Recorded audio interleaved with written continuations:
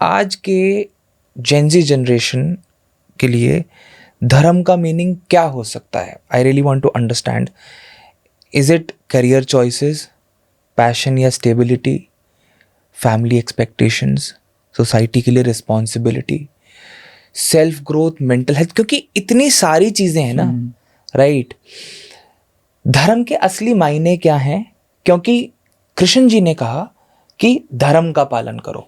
अब जब इतना कुछ है एक इंसान की लाइफ में, तो उसको क्या हर चीज़ को धर्म की तरह समझ के उसका पालन करना चाहिए, या फिर धर्म के असली मायने कुछ और हैं जिसका पालन करके बाकी चीज़ों को बैलेंस किया जा सकता है? तो धर्म का जो शाब्दिक अर्थ है उसको बोलते हैं कर्म. धर्म अर्थात कर्म. जैसे बोलते पिता का धर्म अर्थात पिता का कर्तव्य कर्म. माता का धर्म माता का कर्तव्य, बच्चों का ध्यान रखना, उनका लालन पोषण करना है. तो धर्म का शाब्दिक अर्थ हुआ ड्यूटी, कर्तव्य. अब हमारे शास्त्रों में दो प्रकार की ड्यूटी बताई है, क्योंकि ये भी हमारी दो प्रकार की आइडेंटिटी है.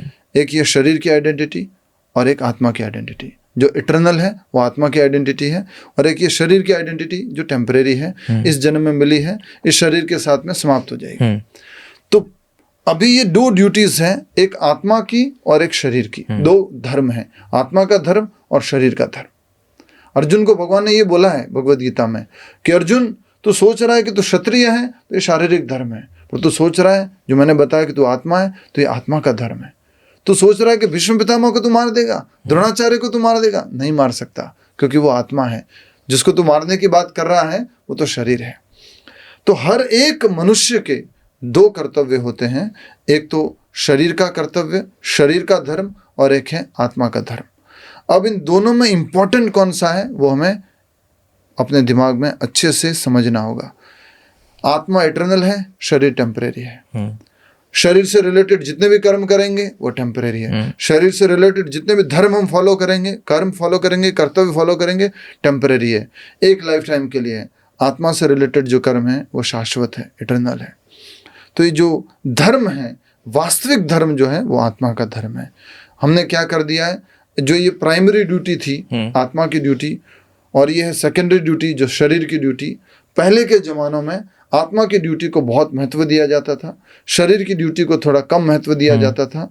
कलयुग में जैसे जैसे समय आगे बढ़ता गया, शरीर की ड्यूटी को, शरीर के धर्म को बहुत महत्व दिया गया और आत्मा के धर्म को कम महत्व दिया गया. इस तरह से अभी प्राइमरी ड्यूटी जो है वो शरीर की ड्यूटी हो गई है. होनी क्या चाहिए थी, आत्मा की ड्यूटी प्राइमरी होनी चाहिए थी. अब हम जब भगवद गीता पढ़ते हैं, भागवतम पढ़ते हैं, भक्तों की संगति करते हैं, तो हमें मालूम पड़ता है मैं ये शरीर नहीं हूँ, मैं तो आत्मा हूँ, और मैं जिंदगी भर इन शरीर के लिए काम कर रहा था, इस शरीर की ड्यूटीज को पूरा कर रहा था. जो इस शरीर तो जिसको ये लोग जला देंगे, राख बन जाएगा, और मैं तो अपना जिंदगी कंटिन्यू करूँगा. मैं तो आत्मा के रूप में एक नया शरीर ले लूँगा. तो मेरा क्या कर्तव्य है? ये तो मुझे जस्ट एक इंस्ट्रूमेंट मिला था. इंस्ट्रूमेंट ज़्यादा इंपॉर्टेंट है कि मैं इंपॉर्टेंट हूँ? मैं इंपॉर्टेंट हूँ, आत्मा इंपॉर्टेंट हूँ. तब वो आत्मा के कर्तव्य करना शुरू करता है. और जब व्यक्ति आत्मा के कर्तव्य करना शुरू करता है तब वो मुक्ति की तरफ आगे बढ़ता है. सो आप कहना चाह रहे हो कि जो आत्मा है वो डीड्स पे चलती है, yes. और जो बॉडी है वो ड्यूटी पे चलती है. yes.